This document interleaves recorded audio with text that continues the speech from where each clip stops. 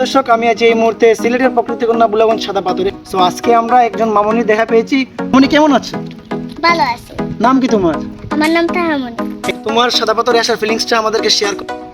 এই সাদা পাথর অনেক সুন্দর, সবাই সাদা পাথর আসবেন। প্রিয় দর্শক, আমরা শুনেছি এই সেই মেয়ে যে কিনা তার কণ্ঠ দিয়ে অনেক জায়গায় পরিচিত হয়েছে।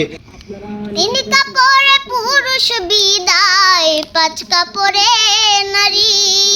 দুই দিনেরই দুনিয়াতে কিসের বাহাদুরি।